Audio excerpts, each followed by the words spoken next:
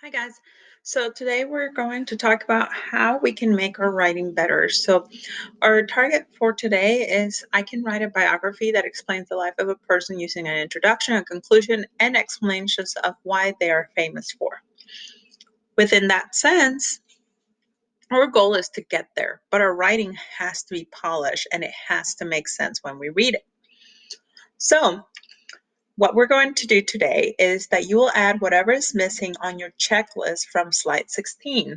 So if you go to slide 16 in your presentation that I created, for some of you, it might actually be slide 17 because you may have added a slide at the top when you wrote your body paragraph. So as long as you're looking at what I'm looking, where it says revision checklist, you're going to go through all of this. You're going to go one by one. Did you write an informative paper? So it's an informational. There is no opinion here. Nothing.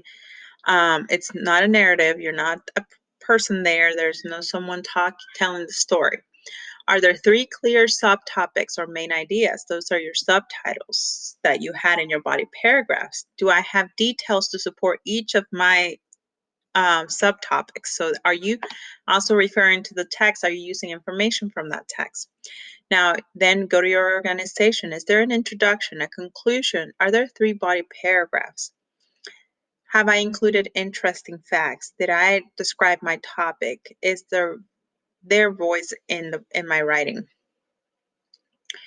Did I use transition words? Are there strong verbs? Did I avoid overusing words? Some of you tend to use the same word over and over and over, like then, and.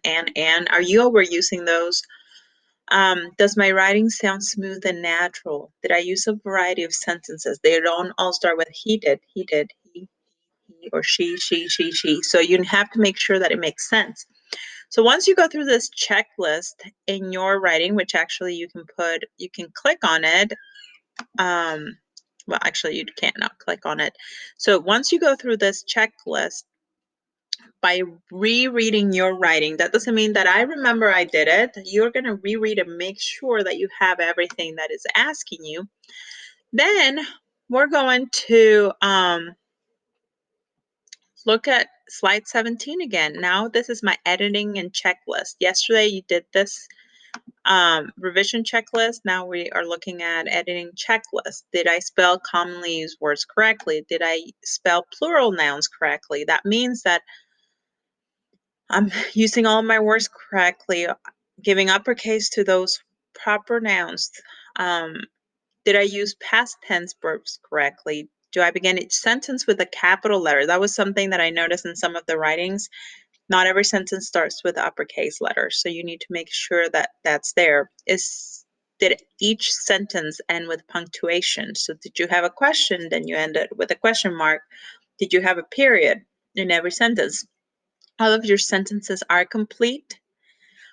Are there any run-on sentences? That means really long sentences that shouldn't be together. And did I capitalize all proper nouns? And did I use correct subjects or verb agreement, like he grew or she grew? Some of you were writing he grew. There's no grow when he already grew up. Like that's past tense. So we need to change those verb tenses. So you need to go and check on this list, make sure that this is correct. Once you do that, then look at the copy from either Ms. J, Ms. Boyer, or Ms. Moore. All of us are the same. When you click on the link, the essay for Rosa Parks pops up. Now, you will notice that as you read the first paragraph, there are lots of mistakes. Let's go through some of them, which is the point of the lesson today. Rosa Parks stood up for African Americans by sitting down. Well, I see some mistakes here. So this is like doing language mechanics all over again. You need to find the mistake, but this time the mistake was made by you, and this will help you actually get a good grade. So I realized that not all my proper nouns are uppercase. So I need to do Rosa Parks with uppercase. Stood for African Americans. Why is there a slash here or a dash? That's not needed. So by sitting down, period. So Rosa Parks stood for African Americans by sitting down. African and Americans should be uppercase. Then it says, although he granted slaves their freedom for many years, Black people were not looked down upon in much of the United States and southern states. For instance, for African American children were forced to attend separate schools from white kids in classrooms and were often run down with outdated books. Look at the length of this sentence, guys. There's no period all the way to here. And I ran out of breath. I had to like breathe at some point. So this tells me there is a run-on sentence. That's definitely not what we want. And although does not start with uppercase, so I need to fix that. So although he granted slaves their freedom for many years, Black people, okay, so although he granted freedom, he granted slaves to their freedom. Now, look at this. I am, does Rosa Parks grant freedom to the Black people? I don't know about that.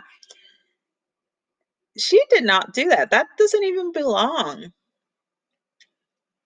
But so maybe I just need to take that down because that doesn't even belong. Once I read it again, I realized that did not belong there. So I probably need to start with, for many years, Black people were not looked down, were looked down upon in much of the United States. Period. In period. In southern states, so in needs to be uppercase because it's at the beginning of the sentence. Southern states, that's not a proper name, it's just a location. In southern states, for example, so for example should be between commas. Most African American children were forced to attend separate schools from white kids in classrooms that were often run down with outdated books. I notice here that I wrote African Americans uppercase here, but African here was not and American was. So I need to change that. So this is kind of the process that I want you to take, guys. I want you to look sentence by sentence. Take your time. You have your entire writing time to go through your essay and make sure that it makes sense. Some of those sentences, sometimes we type them and then they don't make sense. So make sure that it makes sense. Look at them with fresh eyes. Once you are done, go back to your daily slides and rate your writing so far. What will you give yourself? So click on the Google form after you've gone paragraph by paragraph and give yourself your grade. What would you give yourself? Take your name, type your name, your last name, and then on a scale of 1 to 5 being not good at all, 1 being not good at all, and 5 being awesome, how do you feel about your writing? So not really good, not my best, I'm not sure, pretty good, excellent.